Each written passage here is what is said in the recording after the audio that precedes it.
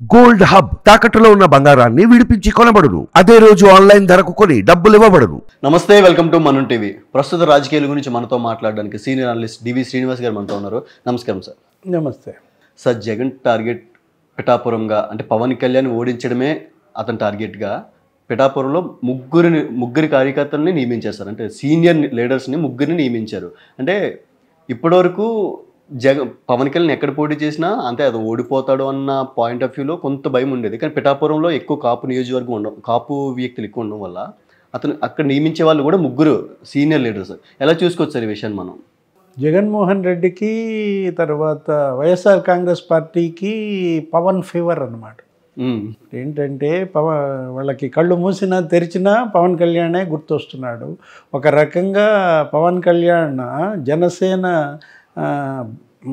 భయం పుట్టిస్తుంది అన్నమాట. క్లియర్గా తెలుస్తుంది ఆ విషయం. ఎందుకంటే ఇప్పుడు 175 నియోజకవర్గాల్లో వైసీపీ శ్రేణుల్ని మోహరించుకోవటం, అక్కడ ఎలా గెలవాలి, వైనాట్ 175 అనుకున్న వాళ్ళు కాస్త వీళ్ళు 174 వదిలేసి ఇక వైనాట్ పిఠాపురం అది పెట్టుకుంటే పోలా. ఎందుకు ఇప్పుడు పవన్ కళ్యాణ్ ఇంకా స్పష్టత ఇవ్వలేదు. ఆయన మరో మాట కూడా అన్నారు, ఏంటి మేము మార్చుకోవచ్చు కూడా సీట్లు అన్నారు. స్వాప్ చేసుకునే అవకాశం కూడా ఉంది. ఇప్పుడు పిఠాపురం అసెంబ్లీ తను పోటీ చేస్తానంటూ ఒకవేళ మోడీ షా గనక ఒత్తిడి చేస్తే నేను కాకినాడ లోక్సభకు కూడా కంటెస్ట్ చేస్తాను, అప్పుడు లోక్సభ అభ్యర్థిగా ప్రకటించిన ఆనంద్ అతను ఎవరు, అతన్ని మళ్ళా అసెంబ్లీకి పెట్టుకుంటామనో ఏదో అన్నారు ఈరోజు న్యూస్లో కూడా. అతను చెప్పారు కదా పవన్ కళ్యాణ్ ఏమన్నారు, ఇంటికి ఓటుకు ₹1,00,000 ఇవ్వడానికి కూడా సిద్ధంగా ఉన్నారు, నన్ను ఓడించడానికి ఓటుకి ₹1,00,000 ఇవ్వడానికి కూడా సిద్ధంగా ఉన్నారు, 1,00,000 మెజారిటీతో అయినా నేను గెలుస్తానని ఒక మాట వాక్యం చేశారు. మెజారిటీ అనేది మనం చూసాం గతంలో కూడా. తెలుగుదేశం పార్టీ జనసేన కనుక కలిసినట్లయితే ఇంకా పిఠాపురం వన్ సైడ్ అవుతుంది. ఎందుకంటే అక్కడ వర్మ గతంలో ఇండిపెండెంట్గా కూడా కంటెస్ట్ చేసి గెలిచాడు. తెలుగుదేశం పార్టీకి అక్కడ సాలిడ్ ఓటింగ్ ఉంటుంది. ఏది వర్మ మెజారిటీయే అప్పట్లో 48,000 మెజారిటీ ఉంది. వర్మకు అప్పుడు వచ్చిన ఓట్లన్నీ 1,00,000 ఓట్లు, 98,000 ఓట్లు వచ్చాయి. అలాంటి పరిస్థితుల్లో ఇప్పుడు పవన్ కళ్యాణే క్యాండిడేట్ కనుక అయినట్లయితే అటు తెలుగుదేశం ఇటు జనసేన ఓట్లు కనుక కలిసినట్లయితే ఇక అక్కడ ఎవరి నుంచున్న డిపాజిట్ అనేది ఉండదు. కాబట్టి 1,00,000 ఓట్ల మెజారిటీ అనేది అది మామూలు టార్గెట్. తను పవన్ కళ్యాణ్ ఇచ్చిన మెసేజ్లో మనం గమనించాల్సింది ఏంటంటే కాపులు పెద్దన్న పాత్ర పోషించాలి, అన్ని కులాలని కలుపుకుపోవాలి. ఇది మొదటి నుంచి పవన్ కళ్యాణ్ చెప్తున్నదే. పవన్ కళ్యాణ్ తన పార్టీని కాపుల పార్టీగానో తాను కాపు నాయకుడుగానో ఎదగాలన్న ఆలోచనలో లేరు. ఎందుకని అతను గతంలో కూడా రెల్లి అనే కులం మీద అతను మాట్లాడిన ఉదంతాలు మనం చూసాం. అంటే రెల్లి అనే కులం ఉందని జనాలకు తెలిసిందంటే పవన్ కళ్యాణ్ వల్ల చెప్పుకోవచ్చు సార్. అసలు నేను రెల్లి కులస్తుడిని చెప్పుకున్నాడు ఒక టైంలో కూడా. ఎందుకంటే అతన్ని మనం తన గతంలో అతని స్పీచెస్ మీరు విన్నట్లయితే తను విశ్వనరుడుగా చెప్పుకుంటాడు. ఏదో ఇప్పుడు మోడీని ఏదో విశ్వగురువు అంటున్నారా, అంతా ఈ విశ్వగురు బయటికి రాకముందే పవన్ తనను తాను ఎలా చెప్పుకున్నాడు, విశ్వనరుడుగా చెప్పుకున్నాడు. అఫ్కోర్స్ వీళ్ళు దాన్ని అబాస్పాలు చేయొచ్చు, ఎద్దేవా చేయొచ్చు, ఏదో పెళ్ళిళ్ళు అనొచ్చు, విశ్వనరుడు అనొచ్చు. అది కాదు. ఇక్కడ ఏంటి పవన్ కళ్యాణ్లో మనం చూడాల్సింది, ఇవాళ అతను అడుగుతోంది కూడా ఏంటి, ఒక మార్పు. 5 ఏళ్ల జగన్మోహన్ రెడ్డి పరిపాలన చూశారు. 5 ఏళ్ల జగన్మోహన్ రెడ్డి పరిపాలనలో మీకు అంతా మంచి జరిగిందా, చెడు జరిగిందా? ఇవాళ పవన్ కళ్యాణ్ని ఓడించడం కాదు కదా టార్గెట్. జగన్మోహన్ రెడ్డికి ఉన్న టార్గెట్ వైఎస్ఆర్ కాంగ్రెస్ పార్టీ మంత్రులు, ఎంపీలు, ఎమ్మెల్యేలు వీళ్ళు చెప్పుకోవాల్సిందేంటి, చేయాల్సిందేంటి? 5 ఏళ్లలో మేము ఇది చేశాం, 5 ఏళ్లలో మేము ఇది తెచ్చాం, ఈ కంపెనీ తెచ్చాం, ఇన్ని ఉద్యోగాలు ఇచ్చాం, యువతకింత న్యాయం చేశాం, మహిళలకింత న్యాయం చేశాం, మద్యపానం ఎత్తేసాం, నిషేధం విధించాం, రైతులకింత చేశాం. ఇలా వాళ్ళు వాళ్ళ ప్రోగ్రెస్ షీట్ ఇవ్వాల్సిన సందర్భం. అది వదిలేసి రెచ్చగొట్టడం, ద్వేషాలు పెంచడం, కులచిచ్చు రగిలించటం, ఏ కులపు నాయకుడిని ఆ కులపాలతో తిట్టించటం. ఇప్పుడు పవన్ కళ్యాణ్ తిట్టడానికి పేరుని నానిని దించుతారు. నిన్న పవన్ కళ్యాణ్ మెసేజ్ ఏంటి, వంగా గీతకు కూడా అప్లై చేశారు. తన పైన అభ్యర్థిగా ప్రకటించిన వైసీపీ అభ్యర్థి వంగా గీతకు ఏం గుర్తు చేశారు, మీరు గతంలో నువ్వు మా ఎమ్మెల్యే, ఎవరు ప్రజారాజ్యం తరపున మీరు ఎమ్మెల్యేగా ఉన్న వ్యక్తి, చిరంజీవితో మీరు పనిచేసిన మీరు నా పైన పోటీ చేయటం అంటే మన వేలుతో మన కన్ను పొడుస్తున్నాడు జగన్మోహన్ రెడ్డి. కాపుల కళ్ళు కాపుల వేళ్లతోనే పొడిచేటటువంటి కుట్ర జరుగుతోంది. దీనిలో అంటే ఇందులో భాగం అంటారా ముద్రగడను కూడా వైసీపీలోకి తీసుకోవడం? అంతే కదా, పెద్ద ఆయన ముద్రగడ పద్మనాభం ఇవాళ కూడా చేకొండరామ జోగయ్య మళ్ళా ఇంకో లెక్క వదిలాడు.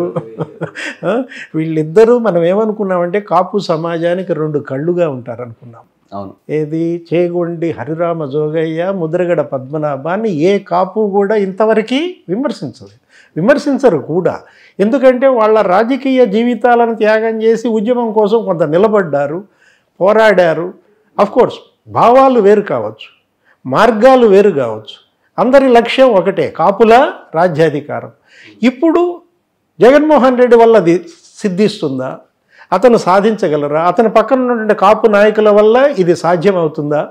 ప్రశ్నలు ఎవరు కాపు సమాజం వేసుకోవాల్సినటువంటి ప్రశ్నలు. ఇప్పుడు కన్నబాబు లేకపోతే దాడిశెట్టి రాజా వీళ్ళని ఇప్పుడు వాళ్ళు అక్కడ ఇన్ఛార్జీలుగా పెట్టారు. మిథున్ రెడ్డి ఇంకా ఆయన ఇక మొత్తం డబ్బు అంతా వదిలేది ఆయన కాంట్రాక్ట్ ఇచ్చేశారు. ఏది 1000 కోట్లు కొల్లగొట్టిన సంపద ఉంది. పెద్దిరెడ్డి ఏ విధంగా 35,000 కోట్లు ఆయన సంపద అనేది వాళ్ళ సిబిఐ ఎంక్వైరీకి అడిగాడు అక్కడ రామచంద్ర యాదవ్. ఈ మిథున్ రెడ్డి ఇక్కడ ఇన్ఛార్జిగా పెట్టి ఆల్రెడీ పద్మనాభం గారు గతంలో కూడా అన్నారు, నేను పిఠాపురంలో పోటీ చేస్తాను, నువ్వు వస్తావా పవన్ కళ్యాణ్, ఇద్దరం తలపడదామని కూడా ఎప్పుడో ఏడాది క్రితం లేఖ రాశారు.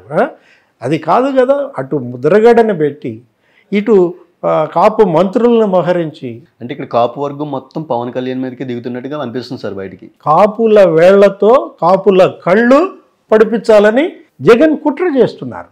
దీన్ని మేల్కోవాల్సింది ఎవరు? ప్రతి కాపు మేల్కోవాలి, ప్రతిఘటించాలి. ఇప్పుడు పవన్ కళ్యాణ్కి జత అయినా, ఆయనతో కలిసి అడుగేసిన ముద్రగడని కాదన్నట్టు కాదు, చేగొండిని కాదన్నట్టు కాదు. ఇప్పుడు ఏంటి, అటు పోతోంది ప్రవాహం, ఉరవడి వైపే పోవాలా. ప్రవాహ ఉధృతి ఎటువైపు ఉంది? పవన్ కళ్యాణ్ వైపు ఉందన్నమాట. మొత్తం ప్రవాహం ఉధృతంగా అటు సాగుతున్నప్పుడు దానిలో పడి మనం కూడా పోవాలి. కానీ ఎదురెత్తానంటే ఇప్పుడు ముద్రగడ చేగొండి వాళ్ళ వారసుల కోసం కాపు ప్రయోజనాలనే తాకట్టు పెట్టే స్థితికి వచ్చారంటే ఇది మనం ఊహించినటువంటి అంశం అన్నమాట. ఎటువంటి విభేదాలు లేకుండా, ఎటువంటి భేషజాలు లేకుండా ఇవాళ పవన్ కళ్యాణ్ గెలుపు, జనసేన గెలుపు 98% స్ట్రైక్ రేట్ ఆయన అడిగింది. అది మొత్తం సమాజం గెలుపుగా చూడాలి. ఇది కేవలం కాపు సమాజం గెలుపుగా, ఇది తెలుగు సమాజం గెలుపుగా చూడాలి. ఇక్కడ ఏం జరుగుతోంది? అరాచకానికి అభివృద్ధికి మధ్య యుద్ధం నడుస్తోంది. విధ్వంసానికి నిర్మాణానికి మధ్య యుద్ధం నడుస్తోంది.